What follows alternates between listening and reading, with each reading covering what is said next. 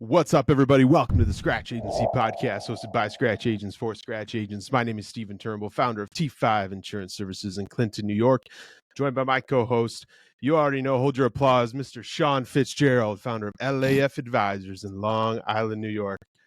Sean, it's been a week, man. We're just having one of those weeks, and I know you are too. We'll just start with that, right? Everybody has them. Fighting the good fight, one brick at a time has been my slogan for this week, and this week I'm just going to change that to 1 hour at a time, 1 day at a time. We're almost there. I got heading out of town for a weekend wedding. Actually, right when we're done recording this, so weekend's starting a little early, but nice, man. What a week! How's everything down there in Long Island? All right, dude. Like I said, we're fighting the good fight. We're dealing with some, kid. We got a kid in daycare now. And then the kid got sick, and then got the wife sick, and then got me sick, and got the other baby sick, and it's just, oh boy, I hear it's just part of the process. So, just keep rolling just and trying rolling. to make my time as efficient as possible, and it's keeping me on my toes. That's for sure. Well, let's get right into it. I'm super excited to have our next guest on the episode. We're going to welcome Marissa Painter to the show. Marissa is the agency owner of Maverick Insurance Agency. Marissa, first off, thank you very much for taking the time. How are you today? I'm good. How are y'all? We are doing good. We are doing good. How are y'all? She's from down south. You can't tell, folks. I'm not drinking, so my accent will be pretty tame. Well, I think they know you're not another New York agency, right? No, definitely not. So, Marissa, introduce yourself to us, and then we can talk about, Maverick Insurance and get into all the good stuff. But for those that are listening, just introduce yourself, and we'll go from there. Sure. So I had a very non-traditional start in insurance. My husband started a franchise agency with Goosehead back in 2019. At the time, I was a software developer, not even in insurance whatsoever, had no plans to really get in. And then COVID happened, and I was working for corporate America, and it just wasn't a good fit for me personally. So my husband was like, look, just quit your job and come sell insurance. And I told him, I was like, I can't sell insurance. Turns out I can. And so I kind of came into insurance as a necessity to help him and then to escape the corporate world. So I joined in 2020, became the top producing female agent in Louisiana, and we've been killing it. Let's touch on the corporate thing. I mean, we talk a lot about that.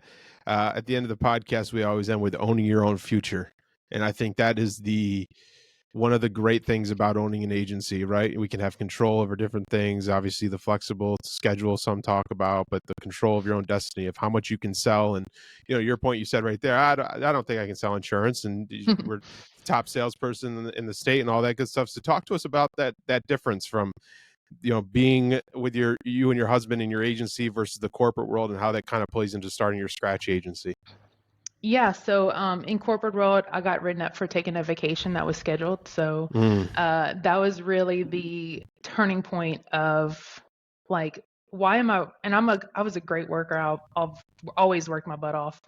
And so I was like, why am I working for someone who really doesn't care about me, who doesn't want to see me happy, and doesn't want to give me flexibility, even though I'm a productive employee and killing it. And so that's kind of where it really set in. And I was like on my, fourth or fifth corporate job of software development. And it was never a good fit for me. And so, I really wanted that freedom to go wherever I wanted to, work from wherever if I wanted to or needed to. And I had kids I still have kids, but they were in all kind of stuff, and, taking off for dance competitions and baseball tournaments was taking up all of my PTO. So that was another reason. Yeah. Marissa, I'm curious, how did it transfer at all, software development to insurance? Is there any, did anything from the software world really help you on the insurance side? So in my last job, I was actually developing dashboards and tools for sales reps. So kind of, in my previous jobs, it was more just development, not really interacting with a ton of sales reps. So I got to see a little bit of the sales side on that end, and, goals and being goal oriented in general, money wise, was new for me. Yeah. I only ask because I hear software development and I think of like, APIs and creating all this crazy automation. And I just see you Well, like coding. yeah, that's basically what I did. And it's Cool. probably a detriment in my case because I'm very picky and Hmm. I know that it can happen and people don't make it happen and it frustrates me. Yeah. Like all Yeah. insurance tech. And Oh my God, I it's the remember, worst. Sean, I remember when Marissa and I first connected a couple months ago, and they were talking. We're side railing a little bit, but we got to get into the fact that you started your agency last July, and they were talking about what management systems and CRMs and stuff like this, and she just responded back and said, "There's got to be better options." There's not. No, no, No, They're unfortunately gonna not. make me make my own. Yeah. which has happened a few Yeah. times, I think. But that's from the software development background to going into now in the insurance side of things and seeing like, okay, these are the best options we have. I think I think that's super Yeah. interesting. Or you could pay like It's hundreds of bad. thousands of dollars and do like the Salesforce, stack. And that's what Goosehead used. So I was kind of spoiled to that. Mhm. And we explored a Salesforce option, but it would have taken so long to implement and Mm. launch and And expensive. build out. Yeah. Yeah, I totally Yeah. get that. So tell us a little bit about the new Scratch agency. I mean, like Steven said, started last July. I Yeah, know started July 2023. you're in Louisiana, so We're in you're South Louisiana. yes. So I am not in as bad of a spot as you are, but I am on the coast of Long Island. So I'm right on the water, so I'm dealing with a lot of similar stuff that you probably are. So I'd love to just kind of like hear how you're navigating that and how how the first year is going and just go from there. Yeah, so like this time last year, we had probably 10 competitive home options available for any insurance agent. Right now, we probably have two. Yeah. We're not quite appointed with them yet. So it's been a long play game of just being patient.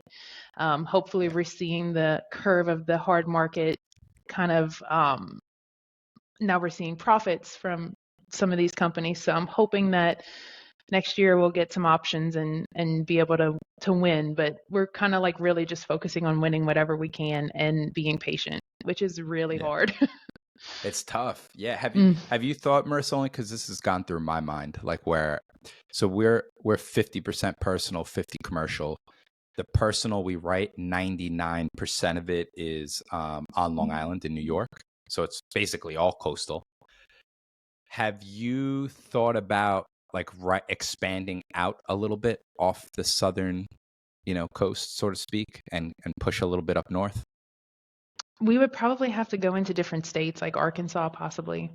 Yeah. Um, we, I think we're going to kind of like wait till Q1 and kind of reevaluate once we Gotcha. really see like, okay, what are we going to get? What are we not going to get? And then put in a plan B. Everyone is telling me Q1 should look better, so I'm hoping that's true. Mm.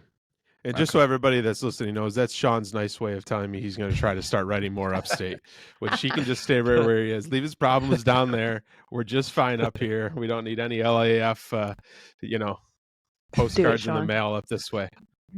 Sorry, So, Steve. In advance. Marissa, tell us about why the Scratch Agency. So you guys were with Goosehead. Why? Let's walk through that journey. Why make the transition? From Goosehead to owning your own agency. Yeah, so we decided, with the franchise model, you have to pay royalties every month. And it really wasn't the ROI we were intending it to be or wanting it to be. There was promises of servicing books and that wasn't happening. So the amount that we were paying in royalties was not worth the benefit of keeping our business there. So we sold the book to another franchise owner, and we're starting scratch. So what did the planning look like for that? Did you know 4 years ago that you wanted to go scratch? Did you just say we're doing it, let's go? Yep. And kind of how did the planning look like of building that agency from nothing? Yeah, no, I mean, we initially had every intention of sticking with the 10-year contract. It just became a snowball effect, if you will, of a lot of different corporate troubles. Yeah. To put it nicely. Sure. Yes. Gotcha. Okay. So Marissa, what's your so when you started Scratch, like what was your plan with the agency? Are you mainly personal lines? Are you focusing on a little commercial? Do you want to start with personal, go to commercial? What does that all look like? So we had a $5.4 million book. Most of it was personal lines. I would say probably about 90%, if maybe not 95. So we are having to shift a little bit more on the commercial side temporarily while we wait for this personal lines mess to settle. And that's been a shift too, because commercial and personal are so different. So Yeah. different. Especially down here, you still have the wind exclusions in a lot of the commercial lines markets too. So just navigating that and like I said, winning whatever we can. Yeah. And how are you prospecting for the commercial stuff? Is it being involved in the community? Is it cold calling? What does that look like?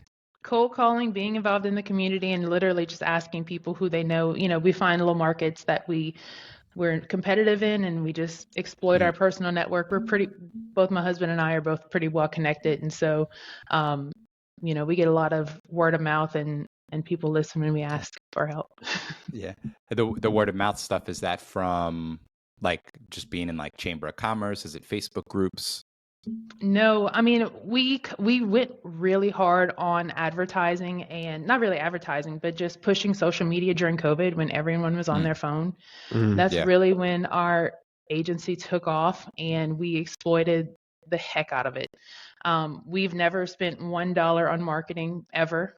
We've never paid for anything other than that, and we're both in B&I groups now, but that's really the extent of the marketing.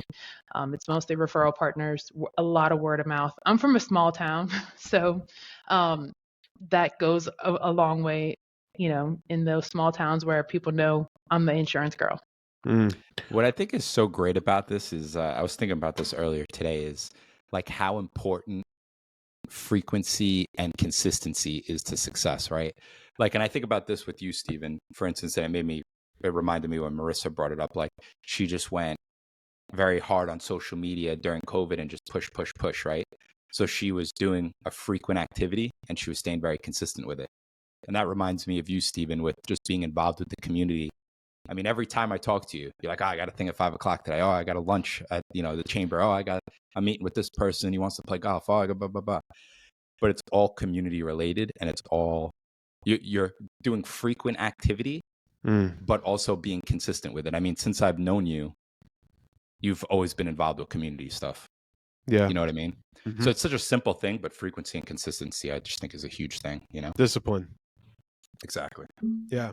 Marissa, I think let's dive into the branding stuff. I've picked your brain on some stuff for my own, and I think you guys do a really good job of following on your page and stuff like that with branding. Thank you. Where did the Maverick insurance come from? Let's get into that. And then, let's get into that, because I have another second part of that question I want to ask. Yeah, so initially we were going to rebrand as the Painter Agency, and I hated it. I literally hated it because our last name sounds like a painter. People be like, what do they do? Do they paint houses? Like, I hated it. But we went with it because we were like, oh, our name, we've built a good name. And so we were I had met with a branding girl to create our logo on a Thursday, and it was Sunday night. And I was like, typing it. I went to some AI name generator of some sort and gave me a couple of, I've done this before too, and I couldn't find anything better than Painter Agency. And then I was just like, we can't do this. We can't do Painter Agency. And so I yelled out, I was like, what about Maverick Insurance? My husband's a huge Top Gun fan. And he was like, yes, that's it. And he was like, and Maverick kills Goose, which, it's kind of funny. But that's really how it happened. And I was like, oh, thank God we're not in Painter Agency anymore. So I called my branding girl. I was like, is it too late? And she was like, no, we can do it. So there we were. And I've from my background in tech and stuff, I've always been really, really, really mindful of branding and marketing and making sure your brand is consistent. That's like a pet peeve of mine. And so I've always wanted to exploit that area of branding for us. So let's go deeper on this. This is Mhm. exactly my second part of it. What I think is so different from today's branding with companies and what you can do to make yourself so different is tell a story through your brand, right? Yep. And I think, like, to your point, back in the day, it was last name plumbers, last name insurance agency, last name whatever. There wasn't the brand. The brand was Mr. Smith, who owns Smith's Plumbing, and that was it. But now there's this ability with social media and now AI and all that stuff to say, oh, the Maverick is this, and here's what it means to us, and Mhm. this is the meaning of what it does for our customers, X, Y, and Z. Help us understand that more, because I'm just talking very surface level, and I know just from our brief conversations how in depth you go and how much you know about this. So when someone's looking for that brand, whether it's a scratch agent that looking to create it for the first time, or maybe establish that existing brand and tell that story, what are some ways that we can help those listeners? So first and foremost, it's most important to be authentic to yourself. If you're good at being funny, then be funny with your brand. People will appreciate you being authentic and being genuine, even in a professional setting. My husband is known for being funny and being goofy, and we portray that throughout a lot of his marketing material is like terrible photoshops, pie in a hole, face in a hole on, some kind of random pumpkin spice latte in a pumpkin patch.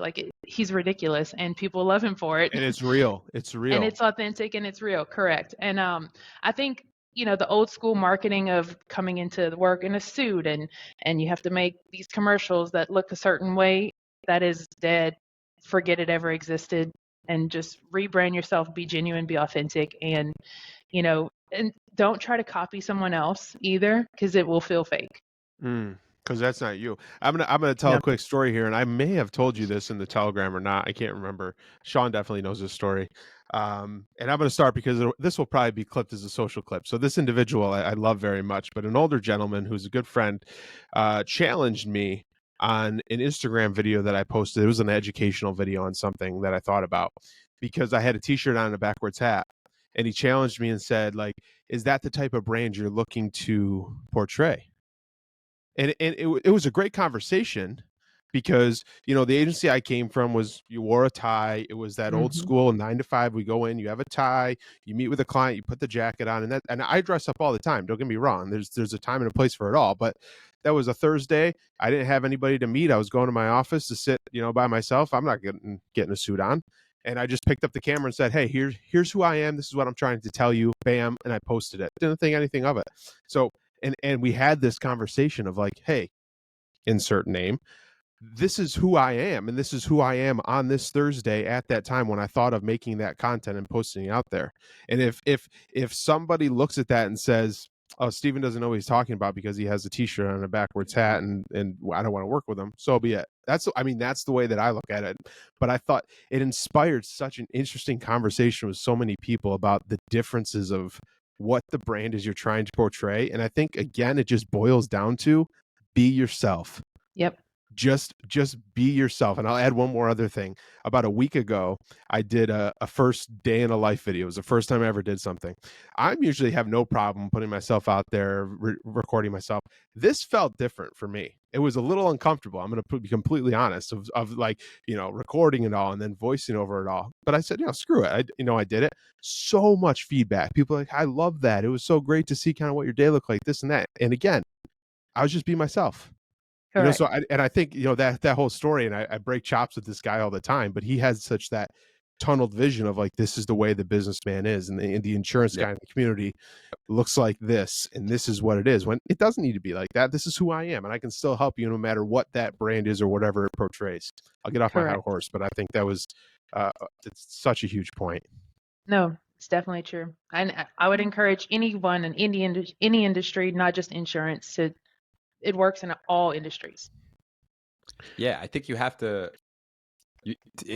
If you're gonna be yourself, you're gonna attract people more like yourself. But if Yep. you try to be someone you're not, you're gonna attract people you don't even want to work with to begin with. So, that's all I got. But future employees, producers, clients, whatever it is, it's the story you're telling. Good point. Yeah.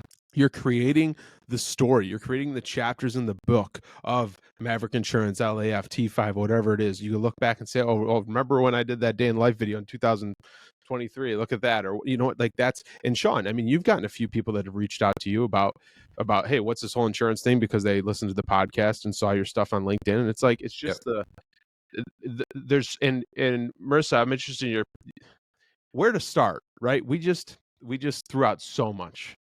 But I think there's a lot of people in our space that have a decent brand. They have XYZ agency name, but they don't know really how to tell the story with it. They don't know what it ties to, right? What is your suggestions for kind of where to start with all that, or being consistent with that, or drawing that out in the planning for your branding? I would say you should probably look at your core values, decide what you want your brand to envision and entail and exude, because you're going to attract what you put out. So I'm going to pull up our core values. I have them right here. So ours are integrity, honesty, accountability, efficiency, and work-life balance. And I try to exude all of that through whatever we do on social media, on our work life, what we look like here in our office. When we're on the phone, we're not stiff, we're honest with people. If I can't beat your rates, and I'll tell you all day, every day, like, stay where you're at. I would never touch that policy unless it triples, like, you have a great rate. I do that all day, every day. And being efficient is another one of our key points that we really, really win a lot on, because for some reason other insurance agencies in our town take forever to reply to clients. I don't know what's going on. But find easy wins that that differentiate yourself from other agencies in your area. And that's kind of where we started with our branding, and how we realized we could win the majority of the time. That's a great way to put it, is to create your content around your core values. Right? Like, I think that's just like the easiest way to put it. Yep. And I feel like if you stick to that, you're going to be authentic, and you're going to build your brand around your core values. It's just a win-win-win, Because then your clients are going to value what you're good at and what your mission is. Yep. I agree with that.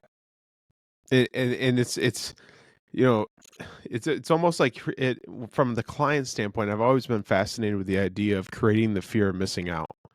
Like having so much fun as an insurance agency with like fun content, and just like I want to do business with you, and like if you can create that brand to create that experience, make the experience so damn good that they don't want to leave, right? For whatever reason. Like, how can you just continue every single day to put yourself on the other side of the desk in the client's shoes and say, if I'm the client, what do I want this to look like? And I think now, as a scratch agency, in whatever phase you're in, is the time to build that from the foundation. Sorry, Sean, I cut you off like 4 times there, per usual. Go ahead. No, that's great. I mean, I think it all just comes back to what Marissa said earlier on. It's like just being authentic. I mean, if you look at my content, I never do like funny content, because I am just not like a comedian. Like Steven, you talk to Steven, he'll make you laugh 20 times like during a conversation. I'm like a little more like serious, and I like to talk about self-improvement and that type of stuff. And Marissa, self-improvement is one of my core values. So if you notice from my content, a lot of my content is talking about, something I read in a book, or, I spoke to Brett Young and he said this motivational quote that I liked and that I'm sharing with people. So that's kind of like, I feel like what you said before is just so spot on. Stick to the core values, make your content around that, and be authentic. And I think it's off to the races from there, That's the secret sauce. That's it. Well, I think it's so much of just doing it, right? Yeah. Just do it. Don't worry about how many views and the likes and this and that. You got to just execute and pick it up. Get out of your own way is what I say. Yeah. You got to get over yourself. Stop taking yourself so seriously and just do it. I mean, I completely laugh at myself every time I tell the story, but the first video I ever did in 2017, it was in my prior agency, and I can remember it like I was there. It took about 2.5 hours to record, and I had my phone stacked up on about 14 tissue boxes because I didn't have a tripod. and I probably did it about 20 or 30 times before I was satisfied with it. And it was about a new video series that we were going to do. So it was like introducing what it was. It wasn't even anything real important. Like, hey, this is what we're going to do. And it was about a minute and a half video, and it took me like 2.5 hours. And like you did that video, and you're like, crap, I got to do 100 more of these. Right. But to that point, like I was like, to Marissa's point, I was in my own head of doing it. Just start it and do it. Now I'm just doing them with backwards hats on. So look at that. There you go. Big difference. The real authentic you. Yeah, exactly. Marissa, what's the agency look like right now? So you started in July. Is it just you and your husband? Just it's me and my husband. We have a receptionist, and then we have another producer that's kind of part-time for now. Were you able to take anybody from the previous agency? I know you said you sold that agency, so I'm not sure how that exactly works. Were you able to? You're probably bring over clients or employees. You mean employees? You're probably under non-compete with clients, right? Correct, For a while. 2 But years, you were able to bring over some employees. Yeah, we kept 2 out of the 3 that we had. Here's an interesting spin to this question. Talk to us about, and you can refer back to the Goosehead days of getting the buy-in from your team with the brand and all this, because I think the leader can, when we talk about branding and living the core values and all of that, the leader can take it and run with it. But if the whole boat's not rowing in the same direction, you're not going to get your destination. What's some of your thoughts on that? Ooh, that's a good one. So we are not extremely strong in hiring talent, I'll be honest. Like I said, the producer that we brought on, he's part-time, and we had another full-time producer that went her separate way. And that was probably best. That's our struggle, is finding people that not necessarily won't buy into your values, but just won't hustle like you need them to, I guess. Yeah.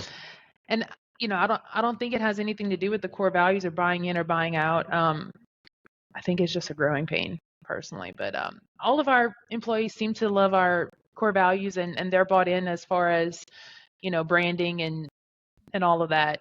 It's just maybe, and it could be the hard market or whatever, but I don't know. Yeah. That's our weakness for sure. This is a good subject to talk on a little bit. I mean, I feel like you touched on it a little bit earlier, but I think the same thing applies to this specific topic, in the sense of you have to differentiate yourself from other agencies, right? Like, so what are other agencies offering in the area for certain positions, right? So for a producer, right? Something I've done is, hey, I'm going to give, like, one of the ways I'm going to help recruit with producers is I'm going to obviously do the core values and explain the vision, make sure the vision is super clear, but then just do something different that a lot of other agencies in the area aren't doing, like maybe give them a path to equity. Like you bring up equity. Oh yeah, I talked to 3 other agents. They're not going to give me equity, or even a path or what that would look like. So I feel like what you said before ties perfectly into this. Just figure out, everyone's going to do it slightly different, obviously, but see if there's that 1 or 2 thing where you can like really stand out from the rest of them. And it's not that I have a gigantic team, but I have a producer, and one of the ways him and I were able to work together and we just hit it off right away was I was able to get a little creative from that standpoint. And I have 2 other people I'm talking to now about the same thing. So I found that to work for me so far. Hopefully I didn't just jinx myself, but I would say maybe look into that a little bit, because that's something that's helped me a lot. Yeah, but I think there's so much power in waiting for the right person. Agreed. I was going to say that. So right before we left Goosehead and all that, we said we wouldn't settle for anyone less than a 9 out of 10. And so love that. That's also hard to do, because we were at the point where we were desperate for help. And that was hard to be patient to wait for that 9 out of 10. Yeah, I feel like, Stephen, we talked about this a few episodes ago, I believe, like asking the right questions to find out if they're a fit for your team. You remember having that conversation? Yep, absolutely. Oh yeah, absolutely. Yeah. Well, and I feel like, I think it was a couple episodes ago we were talking about this exact topic, but like Marissa said, that's the standard, 9 out of 10. And we're not going below. So if 8 comes around, that's great. Here's the thing to think about though. If the 7 comes around, you think they're a great person, and you just try it. Look at all that time you're going to potentially waste. Don't Could do you it. We've maybe, done it. yeah, see, could you maybe turn them around in certain aspects and get them on board with things? Maybe, but what's it going to do? So if you're busy and you need somebody, wait for that right person. Wait, and I think the biggest takeaway from that point is know what that right person looks like. Marissa just said the 9 out of 10, and they know damn well what the 9 is, right? With all those different aspects. Sean, one thing I want to add to you. Last night I put on my Instagram story a poll for if you were looking for a new job today, vote below 100% in office, 100% remote, or hybrid. And so we're almost 24 hours. I got like 53 people that voted on it. 70% hybrid, 20 remote, and 10% in office. Talk about a way to differentiate yourself as a new agency coming to town. Yeah. The old legacy agency, who knows if they've switched to the remote stuff. Yeah, and I think especially in upstate New York, especially in upstate New York. Especially if we got this LAF guy dropping postcards in our mailbox, for God's sake. I mean, you're not kidding. But Sean, I bring that up because I think that's why it's worked so well with you and your producer. Yeah. No, the hybrid model has been great. I mean, basically the way it's set up now is he comes in the office maybe once a month, but we make it a point to either grab lunch or dinner with each other every few weeks and just get together and game plan what's going on. But I mean, we talk. Oh, we lost him. He was about to say we talk every day, I'm pretty sure. Marissa, I got one last question. Are you back with us, Sean? Can you hear? Hold on. Yeah, you're on your own mic. We're live here. It's no problem. We're all good. We're back in you got yourself muted. Marissa, I got one last question before we look to wrap this thing up that I wanted to touch on. Talk to us about building a business with your significant other. And that's the reaction I thought I would get. But the reason I asked that question is because I know a lot of couples in our space that have agencies together. And I know there may be some people that are looking to start scratch and they say, hey, wife, husband, spouse, whatever it is, you've got that fine job. But if we do this together, what could it look like together? And obviously there's pros and cons, but you had that at Goosehead, you've had that experience. Just talk to us on that for a little bit. So, whenever we started the Goosehead agency, it was Patrick alone, but there were so many things in the background that I was doing to help out and be a part of branding. I've always done his branding and his market. Well, not his marketing, but mostly branding.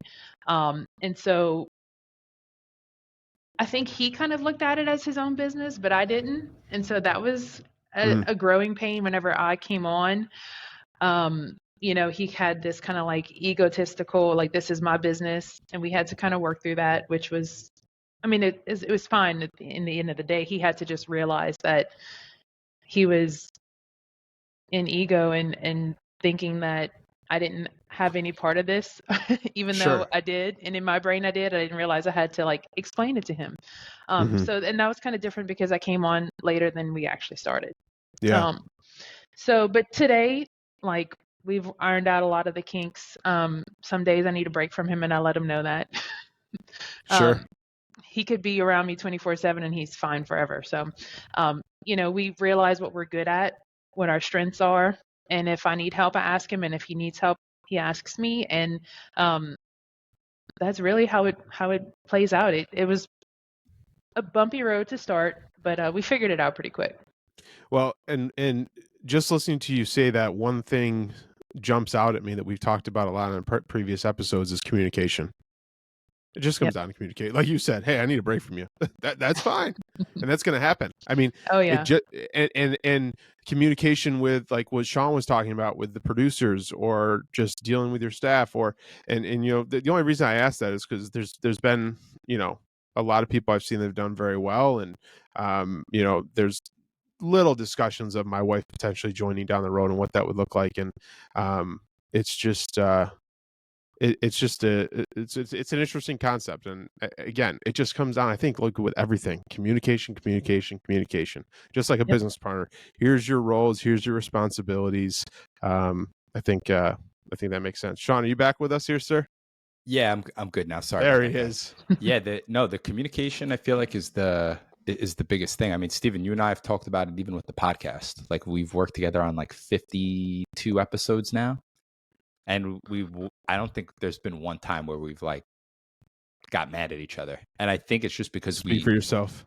yeah, right. Because we over communicate with each other. Yeah.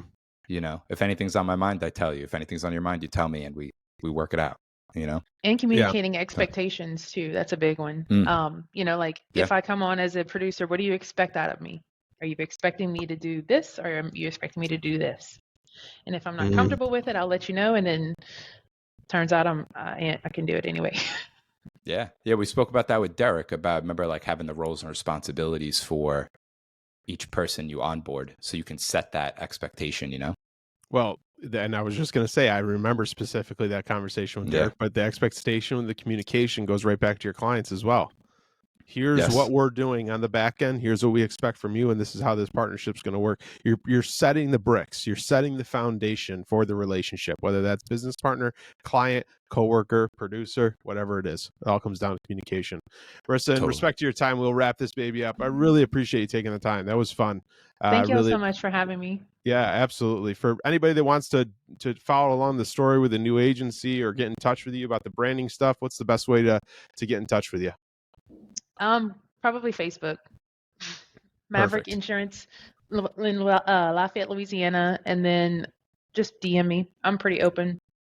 And I will say, you can send her something that you think looks really good on Canva, and she's going to say, no, change this, change this, change this, change this. And then you're going to say, oh, yeah, that makes all complete sense. Thank you very much, Marissa. That's perfect. I feel really terrible even giving feedback, but I have to be honest. And you got to be honest. And you helped me with my core value poster, and it came out fantastic. And all the little changes that I was going to do that you suggested, I didn't see it all, so I really appreciated it. That's how you did that. All right, it makes sense. It's exactly how I did it. Sean's over here like, how's that look so good? It wasn't just me. Trust me. I was working on mine for like a month, and Steven knocked it out in like 2 days. Well, now you know what to do, Sean. Now you know what to do. Everybody, that is another episode of the Scratch Agency Podcast. Thanks for joining us. Do us a favor, like the show, share the show, and subscribe. Make sure to go to our website, scratchagencypodcast.com. Hit the join our Scratch community to join the Telegram. We got, I think, 26 people in there now, so had some really cool conversations. Good supportive people in there as well. Most importantly, remember to dig down deep, believe in yourself, and own your own future. We'll see you next week. Take care.